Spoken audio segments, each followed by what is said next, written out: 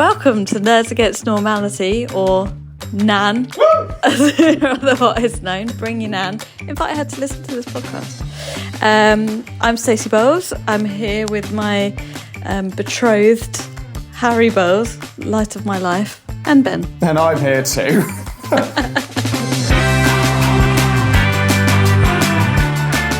have you been up to, Ben? What have I been up to? Right, my week's been tough. It's been a very long week at work. I'm doing a whole load of stuff for The Witcher Season 4, which I would love to talk about in depth, but I can't because I'll have all manner of Netflix. But we want to know. Yeah, I know. So in 2 years, when the thing finally comes out, I'll be able to tell us all about it. We'll do a retrospective. But no, it's been very good. It's been a good old week. But in terms of things I've actually watched and played. Haven't played anything this week. I kept meaning to, but I've just gone back and we're doing because I work in the film industry, you're doing 16-hour days, something like that. So I just don't have the willpower to put on Helldivers 2. Yeah, and get beaten by a bunch of 10-year-olds sleeping with your mum. Mum, how could you? The wedding's in 2 months. You're marrying your mum. I'm sorry. Yeah. I was sure, mum's getting married to step. Not to you. No, not to me. We're a very liberal family. But what did I watch? I'll start with the film because that's probably going to be that's the more closed loop one. I watched Beverly Hills Cop. Oh, there's a new one? Yeah. So this was released last month? Something like that. 5 weeks ago. 6 weeks ago. Yeah, and I basically watched it on a whim because I thought it was just going to be, Tony Brain off, sort of a nice little action Dumb film. fun. Yeah, and also because I have never seen Beverly Hills Cop. I've not seen a single one. Oh This was my God. first ever Beverly Hills Cop. How many are there prior? 3? Yeah, 3. There was 3, now there's 4. Okay, this is the 4th. And this is taken about, because obviously me being I was like, what's the, this is obviously now a legacy sequel. Yeah. So I was like, how long after 3 was this? And it's been about 20 years, something like that. Got to be longer than that. I'd imagine so.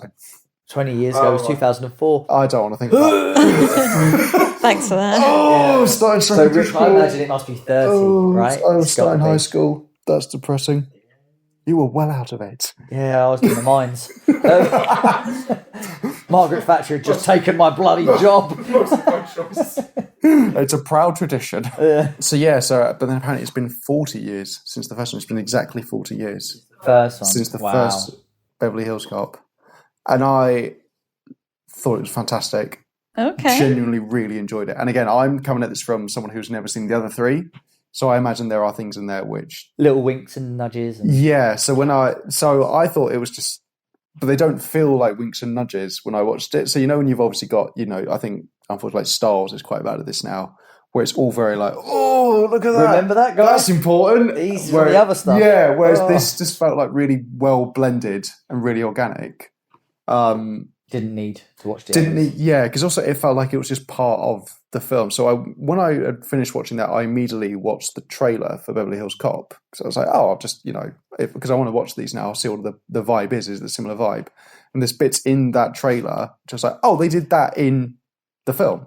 They did that exact sequence in the film. Like there's a famous bit apparently of, there's 2 of them in the front, there's Eddie Murphy in the back in the car, and they recreate that in the film, but it doesn't feel, because I don't know the reference, it just feels normal. Like, that's where you would put 3 characters in a car, because that's where the camera would see everyone. And that's what everyone does. Like when we were in the car, you always get in the middle. But yeah, really enjoyed it. Eddie Murphy's still really funny in it. Yeah. Really quite good. Still relevant. I mean, that sounds horrible. Still relevant, but it's all been quite well updated.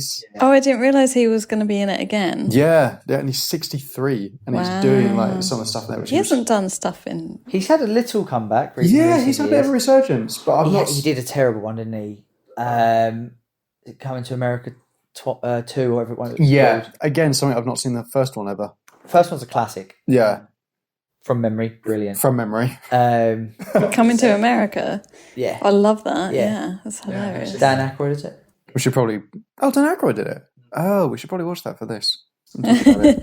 Yeah. Classic. Really funny. There's some great... I won't spoil anything major, but there is just some very good obviously it's still coming from that era of it's Eddie Murphy, like a guy playing a black cop in a predominantly white force in a white city, and it's like they still lead into that a little bit, which is quite funny. There's a great bit where that really made me chuckle. There's a great bit where Eddie Murphy Axel Foley steals like a tiny little electric car, and he drives it down Rodeo Drive and he flips it eventually, and it ends this like quite funny chase because he's also got pepper spray in his eyes because he's stolen it.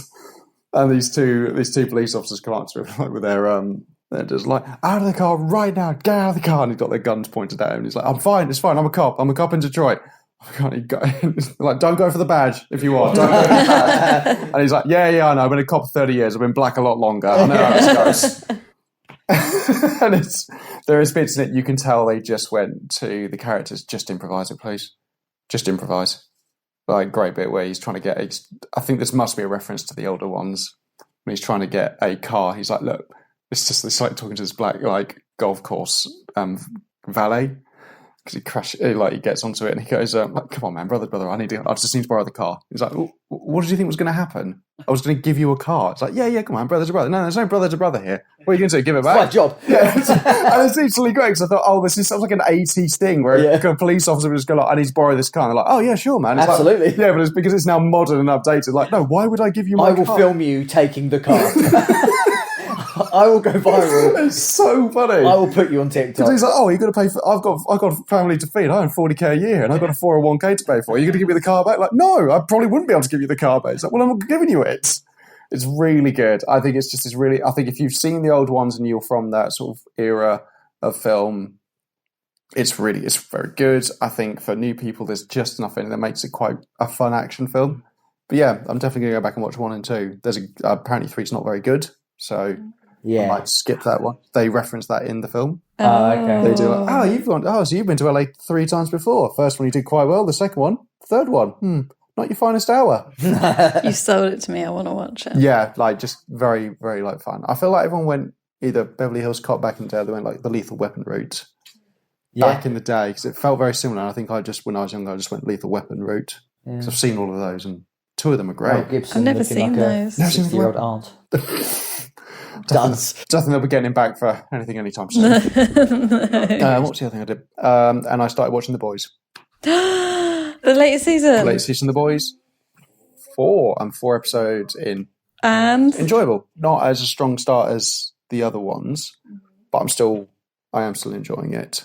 Have you seen the scene with the disgusting scene? The human centipede scene. Yes, I have, yeah. That's the best way to describe it, I think. Yep, I know exactly which bit you're thinking of as well. We actually discussed the other day why it's pleasurable to have someone licking your ass. Well, Stacey, as a practitioner of the art, it's... I wouldn't want me doing it. That's the whole thing about that scene. It's not that act I find the weird part. It's like, why would it be you? Why would you want you to do it? Because no one else wants to do it. Mm-hmm. I guess so. And why so many? Yeah. Why so many? And also... a lot of questions about pink eye. Yeah, way too many. In terms of like a MacGuffin to get you out of a situation, that is one of the weirdest ones I've seen to make sure a good guy gets away with what they're doing. But yeah, no, I think Homelander's just an absolute just insane, and it's all falling apart. I think. So we're episode 4. You've met the hyper intelligent. Yes. Yeah. And you've met Firecracker. I've met Firecracker. Yeah, they're on the 7. They're part of the 7 now. Yeah. And he's listening to her, right? She's pulling the strings. Yes. Yeah. So trying to get him in control. Yeah. So the final thing that was like a big moment in terms of the story. I was at the episode where Billy and his son are playing football and all that. Yeah. He goes to poison. Yeah, and he throws it away. He's like, probably could have still done that. Fucked up the recipe, mate. I love hyperintelligence as a superhero power. Yeah. I just think it's like, because you got your generic superheroes, flying, invisibility, blah, blah, blah, but you never see that. I like her as a character as well because I love the fact that she can play this game with Homelander. Has she had an interaction with the Deep yet? Only with the blooming onion thing and that very funny Transformers 2 joke. Yeah. So. Wait, enjoy. You will. Yeah. It will leave you wanting more. It's still good. I think there's bits of it because I got to the ice skating scene as well, where they're trying to. They're trying to do a meeting. Oh, yeah. It's like the 7 on ice or whatever. Yes. Yeah, and then Homelander he's in the vents. It's like, which I think is it kills everyone. He can't even go out for a nice day at the ice without murdering everyone. That is exactly what I was thinking. It was just like, how has it gone so pear-shaped so quickly? I've been ice skating. I've never seen this when it's been that manic. No. I would say, as a very quick overview of the series, it felt like a set-up season. So, although I don't think at any point it hits the highs of season 3, it does feel like it's making the groundwork for a really awesome season 5. This is your part 1 to your part 2. You get part 1 out of the way so you can go part 2 and go all out. Because 5 is the end one. Yeah, they've announced that. The way they end it, it's very, very much like you say, that's part 1. Like, they've never been in a situation, in my opinion, where they've been as fucked. Like, they are done, aren't they? You're kind of watching it, you think, I don't know how you're going to get back from this. No, good. I like that. Because I've like every other season they've done so far, they have sort of got through. They've got through it. Yeah. They've managed to kill who they needed to kill, or they've managed to, like, get away with it. And now, so I'm looking forward to this. It's not that. Good. Because you can't really end it like that. Again, because otherwise it just... Generally, you just get less and less of a threat. But yeah, that's been my week. Axel Foley, good film. Boys I'm enjoying. Not played anything. It's just been a manic at work, but I've got a bit more free time next week, so I'm going to try and I'm going to attempt to see if there's any new games out that I want to get and play. Yeah, it's been a fairly standard week for me. I haven't seen anything in the cinema either. I've been really boring. It's just all been work. Stop working. This is literally what being an adult is, and I don't like it. Well, we went to a friend's house for a game night, so we haven't played any video games, but we've been playing some board games. What did you play? Which is new for Harry. We played... I get a bad rap. You do. Because I'm a because of all those terrible things you say and do. I might punch kids, but I play board games as well. I'm cultured. It's just completely unannounced. Yeah. Just to clarify, he doesn't punch kids. We're also podcasting this in both of your lounge, and I look into your shelf and I can't see a single board game. No, they're in the cupboard. Okay, good. Oh, articulate, okay. No, we went to the people that have the board. Yeah, along with some incredibly awful right-wing media. I was meant to bring that down. And display it more proudly. Yeah. There is no right-wing media. We played, I can't remember the name of it. It's like... There's a camel one. Camel one race. Where you place bets on like a camel race and you can like win coins and stuff. Right. As an ex-gambling addict, traumatising. I was just... Right. Well, I did almost win. Next time I'll get them.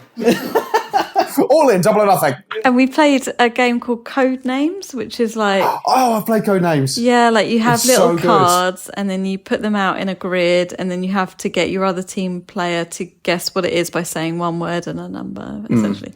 But this was a few weeks ago, and then last weekend we went to a family barbecue where you don't really want to socialise with everyone. So we sat very sociably in a corner, just me, Harry, my sister, and her other half, and we just played this game. And Sam's 90-year-old mum. And Sam's 90-year-old got lumbered with us. We were playing it on our phone for like 2 hours. It was really fun. Really recommend it. You can just like type it into a browser and just... Really? It was really fun. I should play more board games. I do really like them.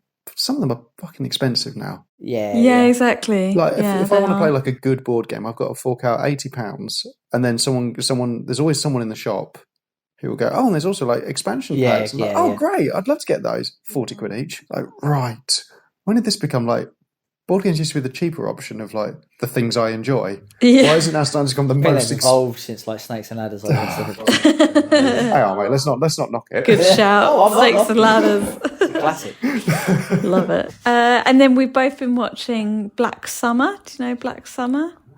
So it's I've seen a film called that. We've actually been really busy all week, so we haven't this is the only thing we've probably watched. But it's a TV series on Netflix, and it's basically about zombies, but they're fast zombies, and they're not as dumb as normal zombies. They're, like if there's a door they will kind of try and suss it out, or if there's a ladder, they don't like master it, but they can tell that there is a way. Yeah.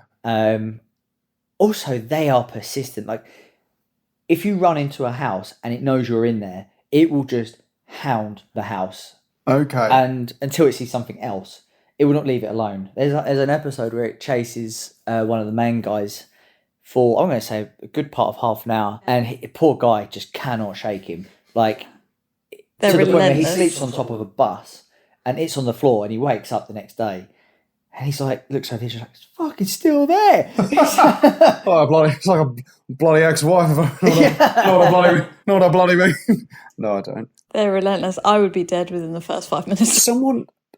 It's good. I don't remember what it was. There was, now that you said it's a zombie thing, I was watching a YouTube video a few weeks ago, or was it I was listening to either that or a podcast, and someone mentioned there's a really good zombie show called Black Summer, and I'm not going to tell you anything else about it. Go watch it. I like a good zombie thing. Zombie media will always intrigue me. This one's a bit refreshing from general zombie things, I'd say. Like, it's just really cleverly put together. Yeah, and there's a really... editing is very good, isn't it? Yeah, and it's got a really good balance between the zombies being terrifying because they're fast and they're somewhat intelligent and to a degree, and the humans being shit. Like, generally in zombie stuff, the zombies are the problem to begin with, and then it becomes humans. Very much the Walking Dead issue now. But it's got a very good balance of the two, I'd say. Okay. It's like The Walking Dead as well, where you don't have to get bitten. Oh, the virus, you have it. You die, you turn. Right. I would like that. I always prefer that. And they don't have any idea how to kill them. Like, so zombie films are just not a film in that universe, because when they are getting approached by them, they have no idea. They just shoot them. They unload the guns, and they're like, "Why won't you die?" It's not up until really season 2 where they kind of figure out the headshots, take them down, which is very frustrating. Like, we've all seen zombie movies. Double tap. Yeah. Double tap to the head. What's it on Netflix? Yeah, it's only 2 seasons. Okay. Yeah. All right, really 10? 8 or 10 episodes. Okay. Once I finish The Boys, then that'll be next on the list, because I need to. I've been looking for anything like that.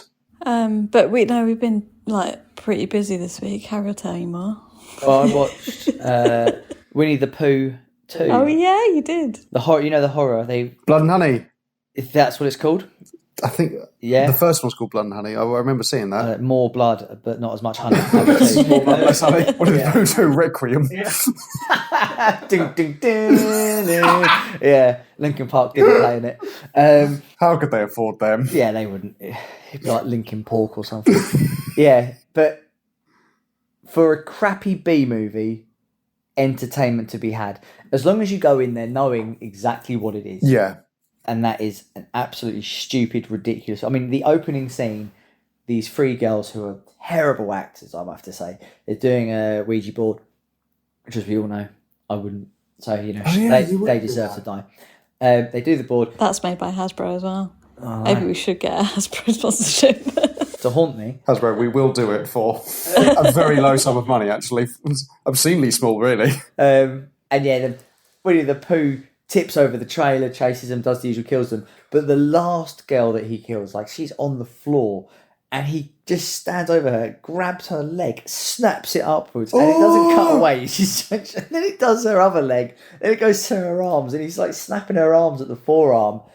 And it's one of those where you're like, oh God, they're so horrible.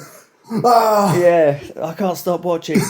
But yeah, terrible film, good fun. I think who's going into Winnie the Pooh 2, Blood and Honey 2, and expecting Tarkovsky? Can you tell us all the aftermath of... No, so, long story short, I had to do a lot of dieting and blah, blah, blah, blah, blah, to basically get funding from the NHS, because you have to be under a certain BMI, right? And for IVF. For IVF, yeah. And we had... It was all going fairly well, but I knew I'd be on the cusp. So as a last desperate measure, the day before the weigh-in, I had a colonic irrigation, which, if you're not aware what that is, it's basically a fancy hose being stuck up your bum. Fancy hose? Yeah, a fancy hose. With love. This isn't your home base. No. This isn't your local hardware store rubber No. tube. Well, no, but it was on the side of someone's house. It was in someone's garage. It was a nice garage. You know. He sent me a picture and I was like, please check that they're qualified. Look, Julie was just a bit right wing. Okay. She had several views about the dinghies coming in, but apart from that, lovely lady. Just, you know, be careful who you take round there. This is literally not what I want to be. No. That is not the conversation I want to be having at that moment in time. This is why we're telling you before dinner. Lovely. Quite a long process, but they flush you out of warm water and all sorts leave you. Yeah. My dignity. That was first to go. Yeah. I'm not going to get into the nitty gritty, but you can imagine. What's even more embarrassing is when the garage door opened and someone pulled their VW Golf in. It started in Gillingham. We ended up in Chatham. So that happened. And then the next day, I went to Tunbridge Wells, which is where we go to get our, all our fertility stuff. Mm-hmm. Go for the weigh-in. Long story short, again, it's a failure. It's not great. So it's fine. I got it pushed back, so I just got a diet. It's fine. Now, the only thing was with the irrigation, there's some things you shouldn't do. Now, they said on the website you shouldn't exercise 24 to 48 hours after. Okay. I played football that night after having it. Didn't shit myself. Good. So that was great. So we're already in the positive. But it turns out the exercise was not a problem. Not a problem whatsoever. But what was a problem is you shouldn't drink. Right? Oh, so I had my friend Steve round and had a few ciders. Whilst watching Winnie the Pooh. Whilst watching Winnie the Pooh. It's all coming together. Yeah. It's fine. Had a few ciders. Got a bit tipsy, but no more. Yeah. Had a good time. Went to bed. Woke up the next day. I've been a bit like, bit of hangover because, like I said, I've been healthy for 5 weeks. So I had a drink or anything like that. I've been very good. So a bit sore head. Went to Tesco. Got a little, collected some bits from Tesco as you do. Now, on the way back, there were temporary traffic lights everywhere. And what was normally a 10-minute drive was like a 25-minute drive. And I could feel my stomach going. And I was like, oh, dear God. I cut up some poor old man at a red light. I'm at DEFCON 2. Yeah, I was just like, look, mate. So I'm tearing home.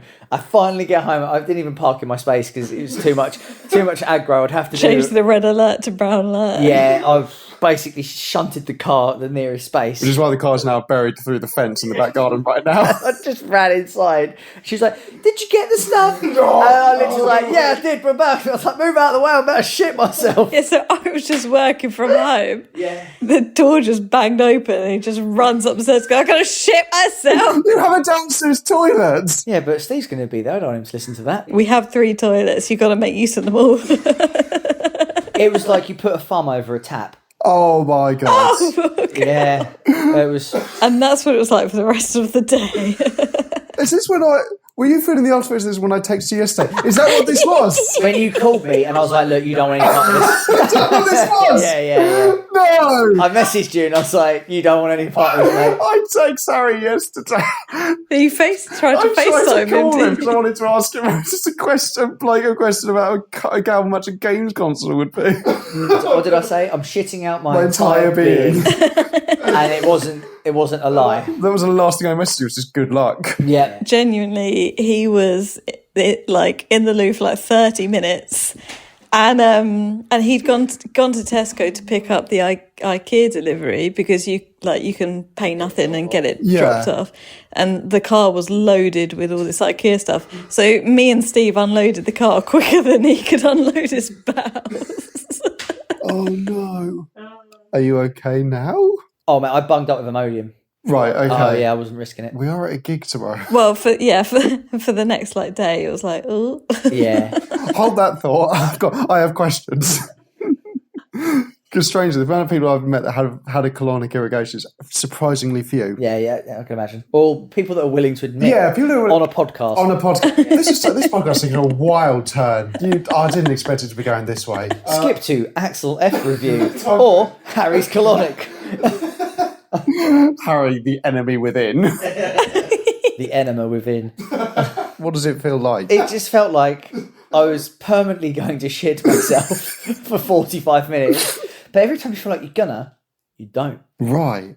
Because it just fills you up and you're like, oh, and then it flushes you and you go, But is there not a point when it goes a bit overboard? The tube comes out, it's spraying shit all over. A tidal wave of shit. Oh no, we're brand new Hyundai i10. Like a Bridgerton fountain, my eyesight is just spraying. I can see the podcast niche as well. The target audience has gone a completely different direction now. We'll save this for new episodes, but Harry has some great stories about poo. I think we ought. Oh yeah, and Steve. We'll do. I've got a great one. Hold it in. I want to know. I couldn't. No. The beanbag.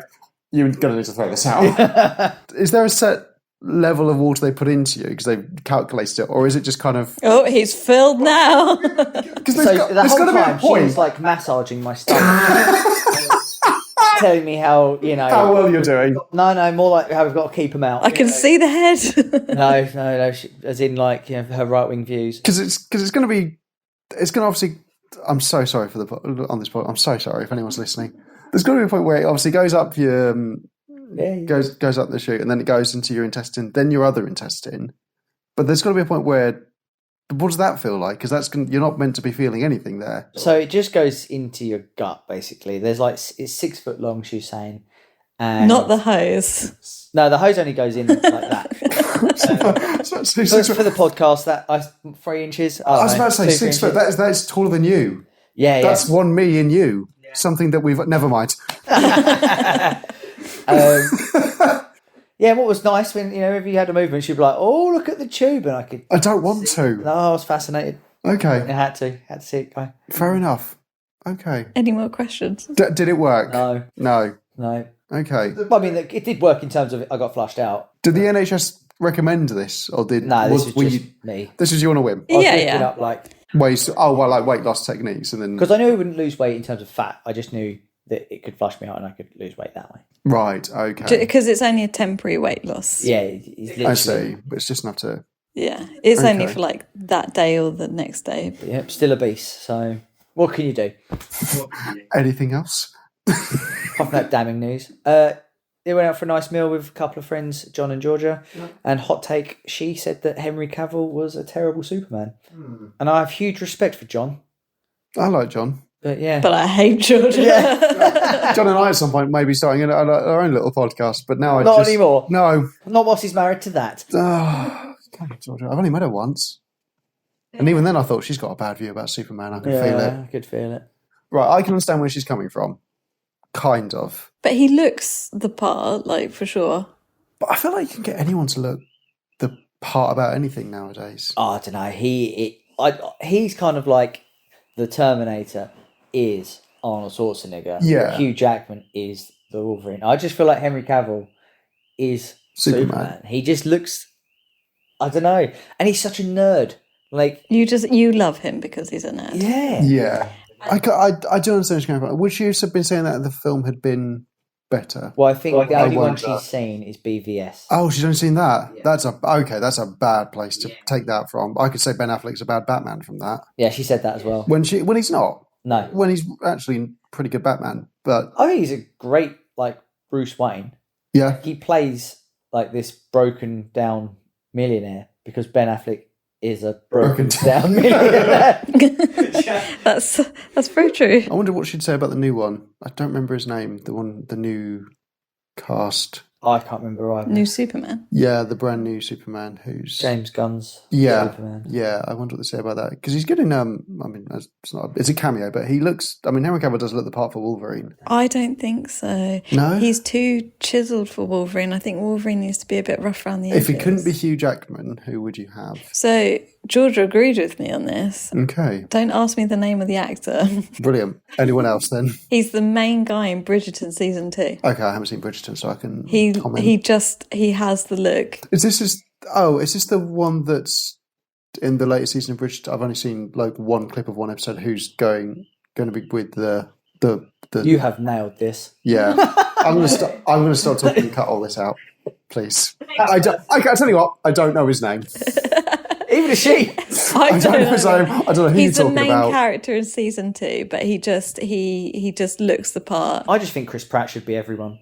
He's already in everything. Just let him be. Well, you said Dan Radcliffe was rumoured to be Wolverine. He was rumoured. Which I could see that. Yeah, I could see that. I could see that. Yeah, he needs to get a little bit jacked. He needs to put on a bit of muscle, but I feel like every Wolverine, anyone who's playing Wolverine needs to put on a bit of muscle. Well, I don't think he's a million miles away from it, because especially with the way they diet and their workouts, like, Jesus Christ, if you can get Paul Rudd looking like borderline huge, you could do it to anyone. You can put abs on Ben Stiller and Paul Meet Rudd the Fockers. looks the same no matter what decade you look at him in. Nah, well, yeah, facially, but if you look at him in Ant-Man and the Marvel stuff, he is ripped. Yeah. Like, I mean, you can put, like, Ben Stiller got abs for Meet the Fockers, because there's one shirt scene in that. Like, genuinely, it's very funny. But again, I feel like, if you've got huge amounts of nutrition and you've got a trainer and you've got a chef and you've got the time to prepare for a role, anyone can look like that. I reckon most people could look like Henry Cavill does, or like Wolverine's meant to look, or something like that. I could look like that, and I'm a very skinny guy. With the right people behind you, of course. I remember, I think it was on Off Menu podcast, Paul Rudd was talking about the diet needed for that. He was saying like his treat was sparkling water. His treat was sparkling not flavoured water. That's a sad life. Yeah. And didn't you say that Hugh Jackman's abs were slightly... No, there's bits, isn't it? Like they CGI his arms a couple of times. Yeah. I think the bits with his abs, I reckon they're legit. They are. I reckon he's done the water technique where... I should have asked Glenn yesterday, who worked on it. Should have asked him. Probably could give him a call. He'd be a good guest to have on this, actually. He's got loads of stories. Oh, yes, please. Fair enough. I think it's... If you're going to get a little bit of enhancement, then that's okay. Because also like the Paul Rudd, if you're going to be in a superhero film, if you need to look like that, absolutely, like, fair enough. That's what you signed up for. But you need to be able to show it off as well, then, because like you're going to have it's not for recovery either, because you're not doing your own stunts. You have a stunt person that does that for you. So this is purely just to look a certain way. If I looked like that, I would just walk around with my top off all the time. I wouldn't walk around with anything. Yeah. Any excuse. And people would be incredibly embarrassed. And I'd be embarrassed. The registers would be calling. Well, again. You've got my number. Oh, cut this out. On with the film review. On with the film review. This week we decided to go back in time to 1979 to review The Alien, the film that started it all. All films ever. All films. It's a little known fact. Film started in 1979. In 1978, no one just knew what to do with themselves. They went to the cinema and they just watched a blank screen. Should we read another book? Oh, I guess. It's very difficult with no lights on. Why do we come here? Right. We'll start this again. No, we will not. We're reviewing Alien in anticipation for Alien, what's it called? Romulus. Thank you. I Alien gave you the Romulus. Alien Romulus, which comes out in a couple of weeks' time. It should be out in It's next week, isn't it? Yep. Well, it's either going to be next week as of time of recording, but as time of publishing, it'll be this week. Alien Rhombus. Because the film, the whole ship's going to be rhombus shaped, which is basically just a small... Not square. Not square. Just looks like a slightly tilted square, depending on how you look at I don't it. even know what a rhombus looks like. I actually don't. It's a square. But it's not. It's a It's a rhombus. cube. Yeah. If you ask a mathematician like Craig what the difference is, he'll give you a full in-depth. It's like the people who say like, "Oh, that's a really nice blue," and you go, "No, it's cyan." I'm like, "Fuck you." It's blue. So, Alien, quick synopsis for anyone that hasn't seen it. It's about a deep How could space... you not seen it? It was the first film to ever exist. Yeah, exactly. Everyone was Everyone flocking knows to see it. No one knew what it was. It's a deep space commercial mining ship, Nostromo, heading back to Earth and carrying a load of extraterrestrial ore. They receive a distress signal, and then all the crew is awakened from hypersleep by the ship's computer called Mother. They go to investigate the distress signal, and chaos ensues. Do you remember where you were when you first watched it, what you thought at the time? No, I think I would have been late single digits, early double digits for me. I don't particularly remember. I must have seen it on ITV. I must have seen it on sort of terrestrial TV one night because it was a film that was on. That is probably the that Twisters. that and Twister. Sorry. Yeah, Twister was always on. Weirdly, Universal Soldier would always seem to be on as well. Die Hard. I think it was just one of those things that I just watched one night, and then I don't think I finished it the first time. I've got a core memory of my mum telling me off because I watched TV late, and she would, "You watched that Alien film?" And I was like, "It's probably not called Alien." Like I remember talking back to her. Wait. What a stupid name. And then 20 years later, I finally apologised. But no, I don't remember. I think it's just one of the things that just came into the zeitgeist for me one day. What about you? Harry went to the cinema the first time around to watch it. It's the first film ever. First film ever. You saw the spaceship coming towards you. Thought, "Oh, it's going to crash." First the train, now this. Yeah. I'm pretty sure I watched Aliens first, because my brother had it on VHS, and I literally would just watch it over and over again because my mum just didn't care what I watched, and it was just like I loved it. It was my favourite film, and I'll be honest with you, because I must have been about 8 or 9 when I watched Aliens. I didn't even know it was a sequel. I was just like, listen to that machine gun sound. It's so cute. And I was like, I just loved it. It wasn't until a few years after when I realised that there was more. I think I went to, it's called Upfront Video Store, and I saw they had Alien 3, and I was just like bamboozled. I was like, what do you mean? I guess Aliens, like, you don't need to have watched the first one. No, No, because like obviously she has like mental breakdown, doesn't she? When she's like, you don't understand what it's like these things are ruthless, they're killing machines, and she has like the premonitions, which made no sense to me. But I was so young, I had no idea what was going on. Yeah, I was confused as hell when Bishop is his name gets bloody gets fatality'd. I think that's like for me with another franchise, which was like Terminator. I always watched 2. I watched 2 first and didn't watch 1 till years later. Yeah. And but it never made a difference. So yeah, I think it was one of those things. What about you, Stace? When did you first see Alien? Because you don't like horrors very much. I don't. Well, this is the weird thing because I don't traditionally like horrors at all. But I was a real daddy's girl, and he would watch anything space, anything science fiction. So that's just what I grew up watching, and that just kind of fell into that bracket. So even as a child I didn't like horrors, but I liked Alien because it was spacey, and because I think Ripley was in it. And still at my young age, there wasn't a lot of films with such female badasses, but there were bits that I found absolutely terrifying, like the bit that always sticks in my mind is the vent. Oh, with Dallas. When he just appears. Yeah. Terrifying.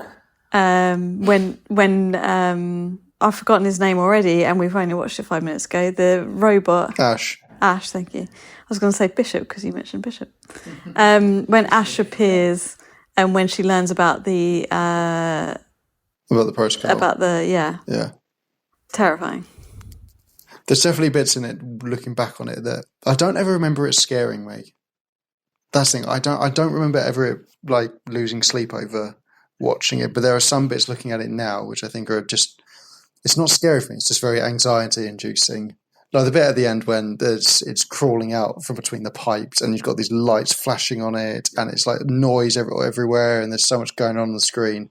Sensory overload. Yeah, it's just so much in your face when you go from points where it's just there's no music and it's just people essentially walking around corridors, and then suddenly everything kicks off at once and the lights are going and the alarm's blaring and it's this constant noise. So yeah, I think it's a very tense film. I mean, it is pretty much from the start. Like, it doesn't feel, something always feels a bit off kilter about it. Because you watched Aliens and then you watched Alien. I was baffled because Aliens is such a action-heavy, it's so different film. What did you think of it going because it is different and it's... Well, as a kid, I remember being like, oh, this is bloody boring, isn't it? Why does it take so long for anything to happen? And I probably went back to Aliens. But This is the first time you've seen it all the way through. yeah, but it wasn't until I probably didn't watch it all the way through until I was about 18, and then loved it. So you were 18. Probably, yeah. I think at the time as well, like, watching it at the age I did, again, I didn't really understand it. It's just I think you need to know the significance of it, because at the time as well, when I saw it, there were loads of sci-fi films. There were things like The Matrix 3 was just still like very fresh in my mind. Star Wars had come out. There had been other sci-fi films around it as well, but you never sort of realised that was pretty much one of the big monumental sci-fi films of its time. Also just one of the films of its time, and still is. So I think I can understand that, where you don't understand the historical significance of it until someone actually tells you it. So that's a good cue for me to tell you the setup of Alien. So Alien obviously came out in 1979. The first film ever. The first film ever. But 2 years prior to that, there was another film. I refuse to believe it. I would have heard about it. Stacey, you're thinking of a play or one of those radio dramas we keep hearing about. 2 years prior, Star Wars had come out. Yes, it had. A New Hope. So by the time that Alien came out in 79, it didn't have a good critical reception because people saw it as like an old-fashioned look compared to Star Wars, which had come out. Yeah, that is on my notes here, which is that this film looks so dirty. Yeah, it does and look grubby. And just like, oh my God. Yeah, like nothing is clean, everything just needs a good wipe down. There is nothing in the film that looks like it hasn't been broken and put back together again with some gaffer tape and then stuck back on the wall. There is nothing in this film. Are you saying you wanted to pause the film and just give this ship a good hose down? I love the aesthetic of it. I'm just looking back. It looks lived in. Yeah, like looking back. Sorry to interrupt, Stace, but it's just like that is like I was thinking about that when they were just doing those big shots with the Nostromo. It's like, well, compare this to things like Star Trek, which is clean. It's so clean and it's so modern. Even Star Wars has the junk look to it, but there's other things like the Imperial starships which look really clean and really modern, and you can see the reflections everywhere, whereas this just looks like it looks lived in. And even the crashed spaceship with the pilot in it just looks old and decayed, like it was just put together, just thrown together, and it's just been aged so much. Nothing. Jones the cat is the most colourful thing in the film. Apart from the end explosion. Apart from that. All three of them. It got compared quite a lot to The Thing. Have you seen The Thing? That is my favourite horror film. I've not seen it. Confession. You've never seen The Thing? Yeah. Well. Oh my God. Yeah, well, that's going to be that's on the list. Right, stop this podcast immediately. They just have a very similar aesthetic, I'd say. Grubby, from what I remember. Yeah. Well, you're Dark. being hunted as well by a stalker. Yeah. That's what Alien is, isn't it? Yeah, and it's more in the horror genre, I guess. Yeah, both have similar sort of themes, well, like complete isolation. You can't go anywhere. There is, again, something far, far bigger and better than you hunting you. You're not the apex predator in that film. You're just trying to survive it. At no point do they have the upper hand. No, that's also in my notes, was that no one in Alien is equipped for the job. Yeah, they're mindless. No one in the Apart film. from Josie the cat. Apart from Jones the cat, the best character. But like Dallas, the captain, doesn't really know what to do. And you can sort of tell he's just bullshitting his way through. We'll try this and we'll try this. And like Ash, well, he's the only one that knows what to do. Yeah, but doesn't let on. It doesn't let on, and just be like, no one knows what to do with this situation, and everyone's just arguing all the time. No one really likes each other in this crew either. You can tell, people are just thrown together because they accepted a job from the corporation. They just happen to be on the same ship.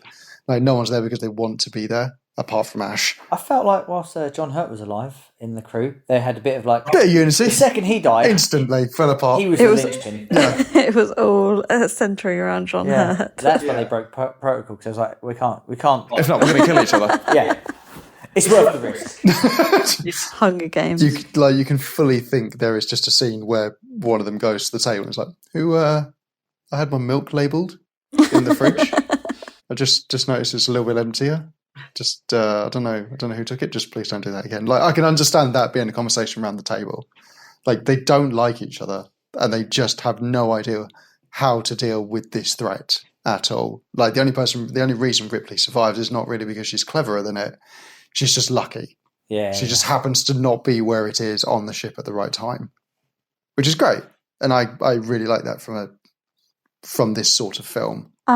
So early on in the film, they land on the planet and they go into the spaceship that they find, and they go through to that big space jockey scene where you've got the big alien that became known as the space jockey in the navigation seat, and I think you said they flash back to that in Prometheus, right? In Prometheus they show you that startup sequence of him actually going into it, and you're like, oh, that's where that comes from. But the answer's terrible.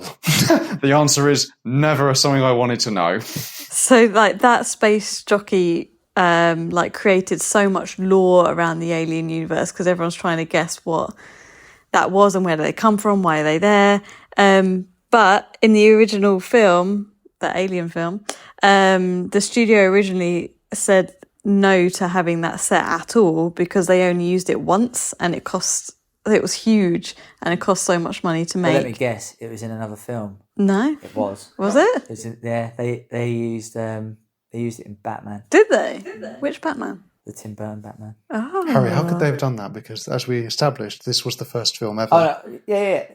Batman was after. That's how you use things after. Oh, okay, fair enough. They didn't make it, send it back in time before films. Look, Harry, as someone who works in Hollywood industry, there's a lot of stuff you don't know. Oh, okay. If you could explain it to me later, I'd really appreciate it. You would not believe that Chris Pratt is in Nostromo from 1922. You wouldn't believe it, but he's in it. He does the voice. Just a muggle. He does the voices, because of course he does. what do they use it for in Batman? Oh, it's the chemical place, isn't it? Can't remember exactly, but when Warner Brothers went to film Batman, literally the set of aliens, like some of it was there. Was there. It's the bit where Batman drops in to fight the Joker and then the space jockey's right behind him. It's that. Don't look at that. It's really out of focus, but you can tell. I'm fairly certain it's that. It's either Batman used the set from Alien or they used the set from Aliens.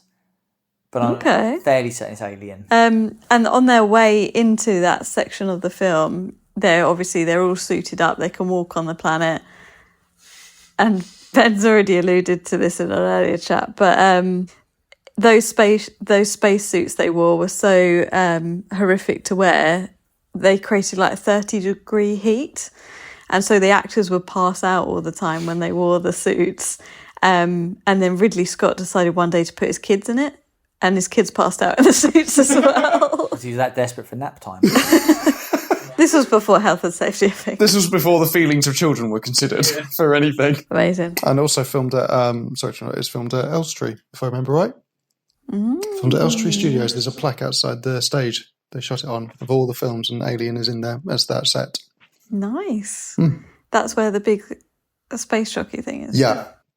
So, but that's if I remember right, obviously that's a model that's forced perspective. Oh, okay. So it's can you imagine that? Making an actual spaceship. We built it once to use for one shot. You're insane, Ridley. That's what I took it as, literally.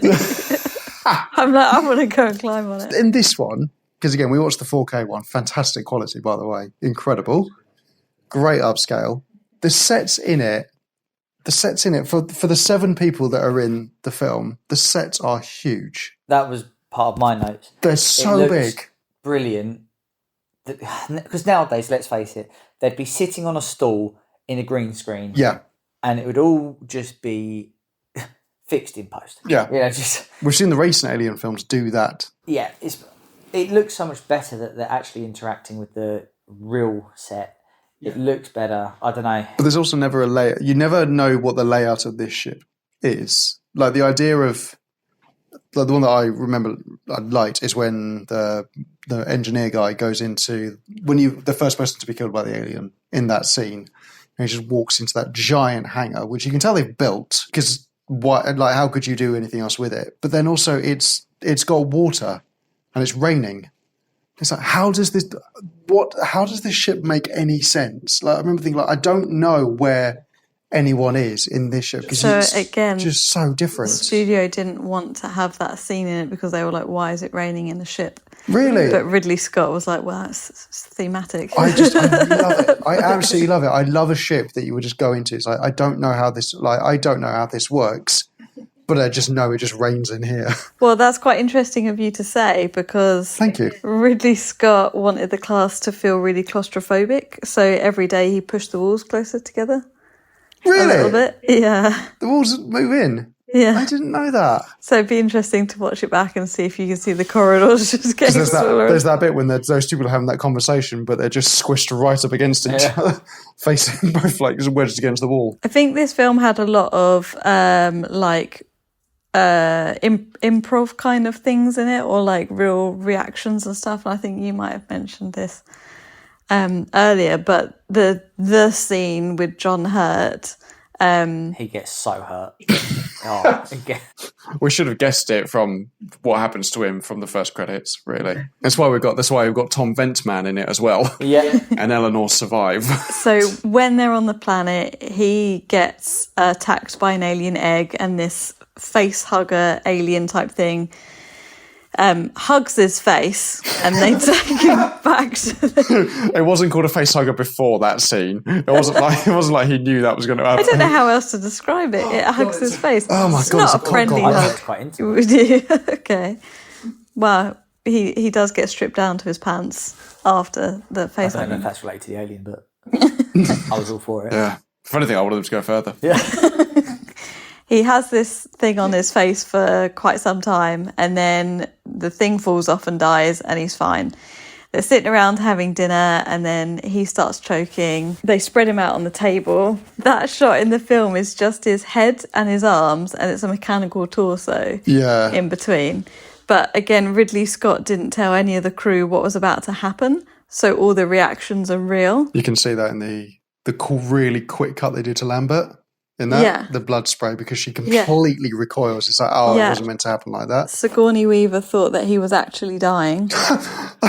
Really? And the person that plays Parker went home, locked himself in a bathroom, and refused to talk to his wife for 4 hours. I've seen things, man.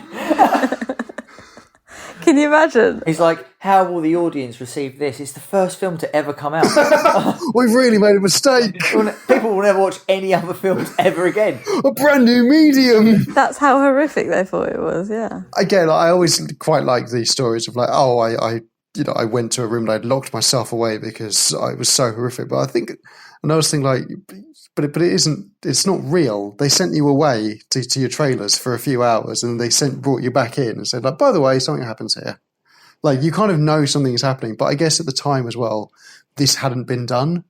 You hadn't seen something that horrific, especially something so sudden, and to someone that you really thought was going to be kind of the main character, really, because no one knows it. No one knows this Eleanor Ripley is going to be the final person to survive. She barely talks for half of it. For the first half hour, she's barely there. So There's not a huge amount of dialogue, really, in the whole film. Yeah. So. I can imagine there was a lot of improv, especially around the dinner tables. Dinner tables are always a good place to do improv. But yeah, okay, fair enough. So John Hurt has got very hurt, probably too hurt. He got very hurt, yeah. So hurt. Yeah. And what else can I tell you? I can tell you that so I haven't mentioned this yet because I don't want to be that person, but I studied Alien because I did film studies at university, and I wrote my dissertation on female representation in science fiction because I'm cool. So a lot of the imagery in Alien is designed by H.R. Giger, who designed the alien. Giga Geiger, yeah. So he designed the alien, the face hugger, and all the look of it to be like. So his artwork is all about combining humans and machinery, but making it sexualized. So like the bit that comes out the alien is so damn horny. quite phallic. This is why I can't look at an Aston Martin without being fully erect. Yeah. because I was so obsessed with Alien. When I was in my early 20s, I went to the town where H.R. Giger is from. Where's he from? He's from Switzerland, and he's from Gruyere, which you may remember as being the place of cheese. Yeah. Yeah. And he has a bar in Switzerland and a museum that you can go to, and it's like this huge alien bar where you can have alien-themed drinks. How have I've been with you for like, I don't know, 14 decades. 6 weeks. I've never known I'm that. sure I've mentioned it. No, I didn't even know you've been to Switzerland. It's amazing. And then when you're done with the museum and the bar, you can go to Gruyere and pick up some cheese. Have you seen his sketches? Yeah. Some of the concepts. It's horrific to look at, but it's fantastic. So he got flown into the US and he got detained at customs because they looked at his designs and they're like, this is so horrific, what the fuck? You pervert. You clearly must be some sort Bloody of terrorist. Europeans. And your cheese. What are you coming over for? A moving picture? You idiot. They're not existing yet. There's a witch. I thought you were about to say he got detained at the airport because he had like 10 kilograms of cheese. I'll take the cheese. You can have your choice. Have your weird anime bag. You weeb. But anyway, so they get to the end of the film. Ripley's the only one that survives with Jonesy the cat. Let's not forget the evil mastermind behind the whole. Yeah, what's your theory here? Because you mentioned it halfway through. What's the theory? I'm sure there was a theory that went round about how Jonesy was, or like the alien is afraid of cats or something because, like, it batters it away at the end. Yeah. And never goes after Jonesy at all. I assumed he batted it away because it was like small fry. Yeah. I don't care about you. Maybe it can't work out how to open a cat box. I mean, as someone who has a cat and a cat box, I can completely empathise with it. But yeah, so she survives. And what are your end thoughts of the film? Good as you remembered? Yeah, I still love it to this day. I still absolutely love it. It's a real landmark. And I think it's frustrating as well because Alien came out and Alien didn't know it was going to be a franchise.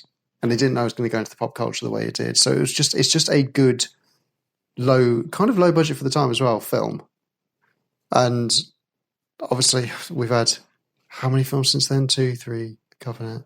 We've had 7 films, soon to be an 8th. Have any of them really done as well as that? Because I can't even say in terms of your horror aspect, because Aliens are, again, like you said, is more action, far more action than it is horror. It's got moments, but in terms of that kind of, no one had really. I still prefer Aliens. Yeah, I just don't. Alien is still brilliant. And thoughts. So I only put down a couple of notes to be honest with you, but the most of it has come as we've been speaking. But yeah, I thought really good use of music. So a lot of the times it wasn't so much. It reminded me of like Nolan.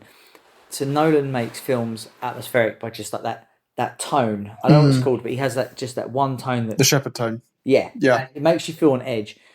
And it wasn't the same as that, but it had, so instead of music, it would have like a clock ticking and it just made you feel dread. Yeah. Or instead of music, it'd have a heartbeat. You would just hear the. Yes. Yeah, And yeah. you're like, oh, that's horrible. Because you know it's coming. You know it's coming and you know it's there somewhere. Yeah. I really felt that was good. I just love the last 15 minutes until she gets onto the escape shuttle. There is an alarm going all the time, and it's not a nice alarm. It's not one you get used to. It's just this really piercing. And it's like 29, Yeah, 28. It doesn't skip any. No, just such a good use of what it is.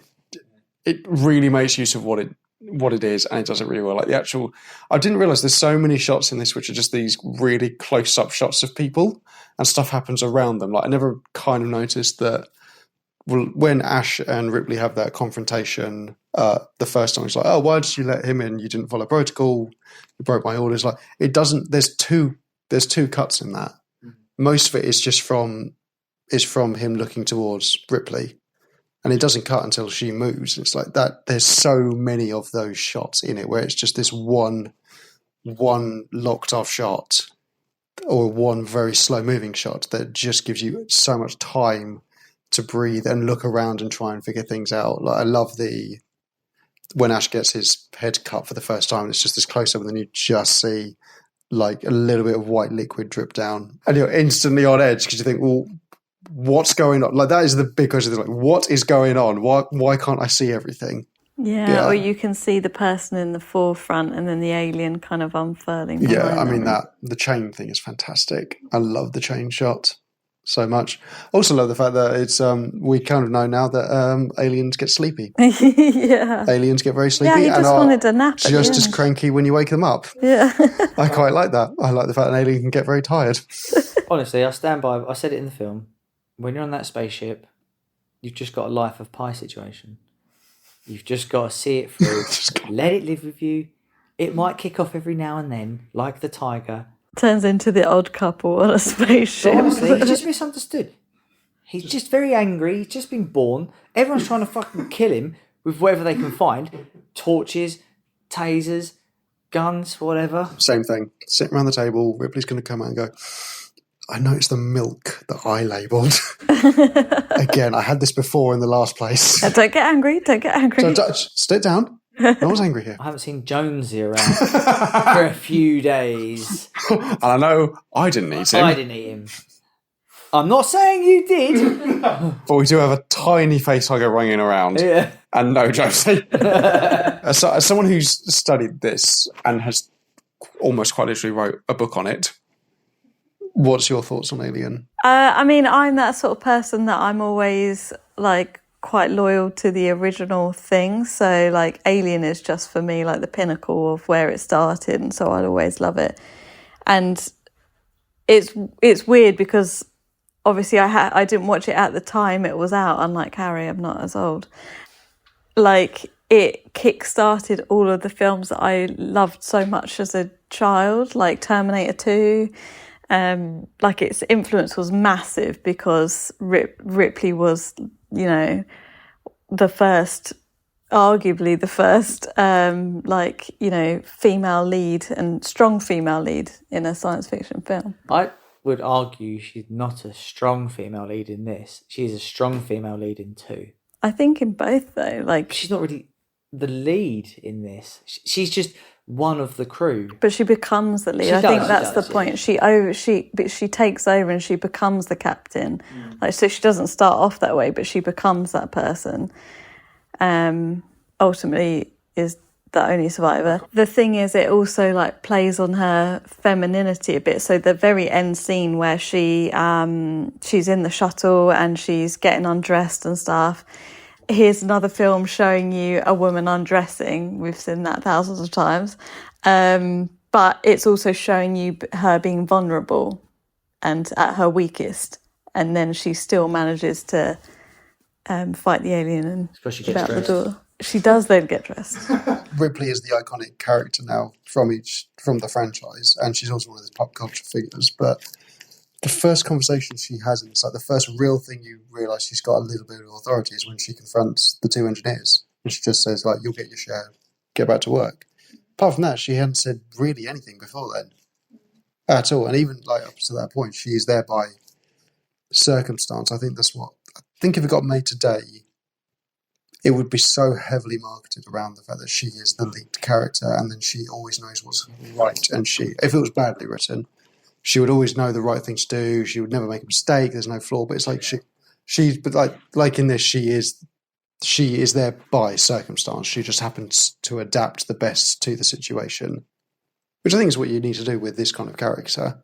Well, I was like interested to see when the new films were coming out what it would be like without her, because she is the franchise. Or for me, she was. Yeah, I think.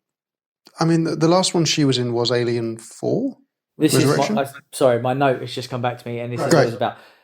But okay, with everything with the way film is now, with legacy sequels, and you've got to have the OG cast, right? How long until they bring her back? I always thought that, but I don't think. I think they will, because money. Yeah. It's owned by Disney now, right? Yeah, so it's owned by Disney. They love money. It's their favourite. Yeah, they do love money. Love it. Famously so. Yeah. And I'm sure she loves money. I don't think so, though, because when they made Prometheus, obviously they went to the extra effort to get a lead character that looked like she could be Ripley, right? And I thought, if anything, like there would be some sort of a flashback to her or a... No, Member Berries is so strong. I just wouldn't be surprised if they release a legacy sequel. I suppose what do you do? What do you do with? Have you watched the other Alien films? They don't know what they're doing. No, they don't. They don't care. I'm still excited for Romulus though. Oh, same. I've been reeled in how many times? 7 other times or whatever. we've been doing this game for so long. More bad films than good films. Yeah, sadly now there's 2 good films. I mean, 3 gets a bad rap, but it's not great. Prometheus is a good film if it wasn't an Alien film. And to be fair, I don't mind Alien Covenant. I can did like that. I can be with it for a little while. I can stick with it. That's the one with the flute playing. Yes, yeah. Yeah, I just... With Michael Fassbender. Just cut that bit out. Yeah, it was a weird one. But I think, I suppose like that's the thing, like what do you, if she wanted to come back and do it, you need to have a good story, which is not just she fights an alien, she wins again. That's what it would be. I'm not saying it would be done justice. No. If I'm going to think of another film that came back and did a legacy sequel with that and the same kind of world and formula, I think of Halloween, where you had Jamie Lee Curtis come back as Laurie Strode, who comes back as Laurie Strode, goes against Michael again. This time the tables are turned. She can beat him properly. So I don't really know if you can do that. Disney owns Predator as well, doesn't it? Sigourney versus Predator. That's what we need. Oh, that's what we do need. The only other note I put was that 4 of those crew deserved to die. Right? They did. Only 3 of them deserve to live. So the captain, moron, deserved to die. Why? Why? When he's like, God damn it, open this door, it's an order. And she's like, but quarantine. And he's like, it's an order, I don't care. And she's there going, but quarantine. Right? If they just listened to her, right? So he deserved it, let's face it. Down with the patriarchy. Was this also in your, I imagine this was in your dissertation of like no one listens to her? Yeah. Okay. Yeah, because you see her evolve over the course of the film. So she deserves to live. Lambert deserves to go because Lambert is useless. The other female. Yeah, she deserves to go. She's a moron. Completely useless. And she slapped Ripley, not on. No. Talk about your problems. Yeah. Yeah. Or make it look like an accident. Use a pillow to hide the bruising. Those are the only 2 options. And the 2 engineers deserve to live. Because they were like, can we just leave? I just want to leave. I don't want to go to this stupid planet. I don't want it. I just want to get paid and I want to go home. What about Jonesy? Jonesy? He's maniacal. He is. I have a theory that he actually murders most of the crew. Yeah. That's the aliens misunderstood. Yeah, exactly. He's working in conjunction with the alien. I love how bored everyone is on the crew as well. I love how space travel has just become so monotonous. Everyone is so bored and no one cares about anything. They're like, 10 months away. It's like, oh, we've got to follow protocol. I don't care. I don't care about doing 2 of this. the decks are broken. I don't care. Fuck Fly me. it. Just want to go home. As someone who used to like do transport across Europe, I can sympathise with that. I just want to go home. I don't care about the ferry time. So, before we started this chat, you both asked me for a fact that you wanted me to find out for you. That is true. Harry, you wanted to know how much it cost to make and how much it grossed. Both back in the day and what it would translate to now. So, at the time of release, it cost 11 million to make it, which today would be about just shy of 50 million. 50. Yeah. Okay. Quite low budget, really. Yeah. And then again, at time of release, in global box office revenue, it generated 104 million, which today would be about 450 mil. So this would be an absolute slam dunk. Yes. You'd get a sequel. It would get a sequel. Yeah. 100% this would get a sequel. I think it did get a sequel, to be fair. Oh, never heard of Quite it. a few. So after Harry's quite a highbrow question, Ben wanted to know Someone's always got to bring it down. what the slime was made of on the aliens in the aliens drawer. Yeah, because it's gross. It's so disgusting. That's not the way you want to go. The last thing I don't want to see is like someone's wet mouth. we watched the 2003 director's cut, right? So I'm not sure you saw the full effect. I think if we would have watched the 79 version, you would have seen it in more detail. There was a full 20 minutes of drool. The tendons in the jaw were made of shredded condoms, and the actual wetness was KY jelly, because it's all sexual. The whole design is very sexual. Okay. Asking another question, if I may, Stacey. Yeah. Were they used or not used condoms? If you see the state of Ash. Just bring them in, all right? Just bring them in from home. It's not weird. You saw Ash's face. I did. Again, not the way I'd want to go. A wet mouth with a condom in it. All that remains for me to ask you both is, if you were on the ship and you had 3 items to survive, what would you pick? Bubble wrap. You shit. Oh, my joke. Okay, bubble wrap and not you two. So 2 more bubble wraps. Because I want a peaceful time. All right, I don't need this. Don't need the stress. It helps with my anxiety. Oh, I'm going to have to think about that. Is it a specific store? Is it like a hardware store? Yeah, let's say hardware. Hardware store. All right, bubble wrap. In most hardware stores now, you can get an oven or a microwave. And You'd want a microwave. I just want warm food. Oh, I thought you were going to try and jam the alien into the microwave. No. How big is this microwave? I mean, I've worked in Weatherspoons for many years. They are industrial microwaves. Those can cook anything. I mean, it could cook it, I reckon, but if you could fit it in. You put a minute on the mill stream, that thing is not coming out again. I don't know. Right, a bubble wrap. Oh, I can't think of anything else. Let me think. I would want a blowtorch and some kind of can that would flammable can. So I'd have a portable flamethrower. Okay. That would be my go-to. I mean, they have a flamethrower on the ship, but... Yeah, but I haven't got anything. You said I can only pick 3 things from fucking hardware store, mate. If I had access to the ship, I'd pick a gun. And bubble wrap. In this made-up scenario, in the first film ever made, I am assuming I don't have access to the rest of the ship. I've just walked into the Halford section. Would you use the bubble wrap for anxiety or to track I where could the use aliens it coming? as so I'm going to have a little nap. I'll lay some bubble wrap down, so when it comes near me, I'll know when I'm about to die. You do not wake up for anything. No amount of popping bubble wrap's going to wake you up. Yeah, but also, Harry, what if you roll over in the night while you're napping? You're just giving away your whole position. No, I wouldn't have it that close to me. If I've got the bubble wrap that close, it's already too late. Oh, I thought you were sleeping on the bubble wrap. I was like, you're a madman. That's what I thought. No, you lot wouldn't survive 10 minutes on that space. I've already established I'd be dead before the film starts. I'd have got the airlock thing wrong. Oh, bye, Ben. There'd be a shot of me, probably just with a t-shirt and nothing else on, being blown out the airlock. I've never liked him. He's always taking his pants off.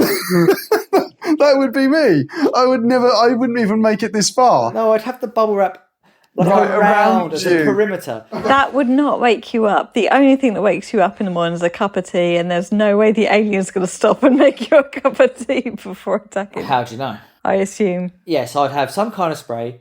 A blowtorch. A blowtorch. That's my weapon. Yeah. And then I really feel like the most logical thing would be a Phillips screwdriver.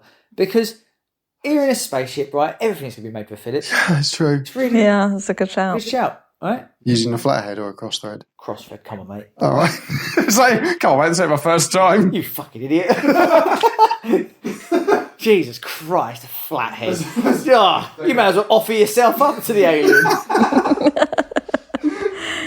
I've just got a power screwdriver with none of the actual attachments. I'm like, this is useless. I feel like I would get just a generic black bin and just hide in it. A black You bin. know, like in cartoons where they put a box over with eye holes and they just creep along and then they just stop. Then why not get a cardboard box? Well, because I feel like the bin would be black Yeah. and then it would blend into the ship a bit and the alien just wouldn't know. Just leave you alone. Yeah, But you've got 2 more items to play with. that's one. Also, how long do you think you can stay in that bin before needing a wee? So my second item would be a shiwi. A shiwi? I'm sure they do. What those in hardware store are you going to? stores. Oh, fashion ones. Stacey, I don't think you've thought this question through. And sorry to bring it down, but what happens if you need to go for number 2s? You're just going to poo in your hand and throw it. Just dash it at the alien. Who threw poo at me? Who throws some poo? Just a great tracking shot of like one of the Nostromo hallways. It's just Stacey trapped with her own gases in there, just flops forward, just like just crawling up like. I think if you're aboard this ship, we've all shot ourselves. And also, like, everyone's busy arguing over the milk in the fridge, and I've just labelled my bin. Stacey's bin. You open it, someone, Jonesy! But it's also got black Sharpie on it, so you can't see whose name is written on it. So you've gone bin. Go Bin. Bin liner. Bin liner, yeah. Just one. Just the one. Yeah. So the bin is to, like, put over the top of me as I'm, like, walking around, and then every time I think I see it, I You're drop going to need down. some kind of saw to make these feet, right? Or are you just going to kick the bottom out? I'm going to kick the bottom out. You reckon you're strong enough to kick the bottom of a bin out? This is the same lady, right? I've seen her struggle to open a letter before. I once had to assist her opening a carry bag. So anyway, you're going to use this superhuman strength to kick through a bin. Well, no, because it's upside down. Bins have lids. I've just taken the lid off. Yeah, but you can't see where you're going. So that could be an issue. So my second item will be a periscope. Just get a hacksaw, Stace. I don't think I'll be strong enough to use a What do hacksaw. you mean everyone's strong enough to use a hacksaw? So I've got my periscope. Use a Phillips screwdriver and drill some holes. And for safety, I'll probably just have a hammer. A hammer. Yeah. Worst. So like if everything's failed, the plan's failed, I'm just going to go at it. This is the worst So plan I'm going to fucking throw down. I've ever heard. I think Ripley had the right idea of, I need to get off the ship. And I feel like just running as fast as you can with the blowtorch and my trusty Phillips, I'd be okay. Okay. Although with my dodgy glass ankles, I'd probably die. Ben? 3 things. Bubble wrap. 2x4. 1 long nail. What's a 2x4? Plank of wood. Oh. Plank of wood. 2 and nail. Put the nail through the board. Done. Harry, I'm not surviving this. I already knew I was going. I already knew my fate was quite sealed. I might use the nail to pop the bubble wrap. I may use the nail on myself. I'm just going to jump on it head first. So out of 5 Jonesy the Cats, how many are you giving it? I'd give it 5. I don't like giving number reviews, so I'd say it's a very, very good film. What do you mean you don't like giving number reviews? Come on. Oh my God. I can see your scarf wafting in the fucking air. It's a very good film. You should go and see it if you've got any interest in films, and to see, of course, the first one ever made and seeing what people. It's a big statement. I'll give it 4. For your favourite film ever? Yeah, because I feel like 5 is just like the most perfect movie ever. But it probably is, especially for its time and what it did and what it was. True. 4.5. How would you make that movie tighter? How would you make it better? I know, I thought that. So I'd probably give Ripley some bigger pants. That's true. That's the half a point. That's true. And maybe Jonesy a bit more screen time to flesh out these plans. Yeah, okay. Is it Jones or Jonesy? Jones. I've been calling him Jonesy. It's definitely Jones. Jones is when he's being good. Jonesy. Jonesy's when he's a naughty boy. Actually, I have a question for you two, because we've established what mine would be. How long are you making it through the film? I reckon I'd be chucked up in the fucking vent and I'd get hugged. Between which characters? So obviously the engineer's the first one to go, then it's Dallas, then it's Ash. I think between I'd which characters probably- are you going between? I'd probably be similar to the engineer, because if I knew the alien was about, there's no way I would be going looking for it. But my reaction would be similar to her reaction of just standing there crying. Fair enough. So you'd be like just after Ash and before them, before the double kill. I'd just be like, oh, I'm just going to go and look at this rain. Oh, no. What about you? Yeah, I reckon I'd be about when the captain dies. Yeah. I reckon. In the vents. In the vents, yeah. You'd crawl up in the vents. Yeah. I feel like you would go, but reluctantly. Yeah. You'd make a big fuss about it. Oh, yeah, I'd be kicking off. I'd be like, look, I'm taking my Phillips and I'll fucking go. I don't want to. And if I Ben die, throws bubble wrap. it's your fault. I'm taking your bubble wrap. Please don't take my bubble wrap. We all know you're going to die. I don't want to go and get it. I'm going to make a long strip of bubble wrap. When you need it, pop every bit you can and I'll pull you out. I would be dead away before the film starts. it would be that shot of them and the pods opening up, and then one of them wouldn't open. They'd be like, "Oh, Ben's dead." Like Alien 3, where they just don't. Ben just suffocated. Ben just couldn't get it right. Classic Ben. He died Just as me he going, did. I knew he would do this. This is so him. Yeah, I feel like my death would be the one to galvanise the crew. Like, oh, isn't space travel dangerous? Because one of us ended up face down with his pants around his ankles, and the bloody pods didn't work. That Why would be is me. his trousers down? Exactly. Questions would be asked. But much like most of the Alien film, you wouldn't need the answer. There'd be a lot of lore around it. You'd have to read the comics. Yeah. A whole comic dedicated to me. And why your trousers were down? Maybe it was a sign. Maybe the alien came before. Maybe it was just stupid. Maybe. Maybe it just got a bit uncomfortable. We'll have to ask the space jockey. Absolutely. We've been Nerds Against Normality. Thanks for listening. Bye. Chatty buys.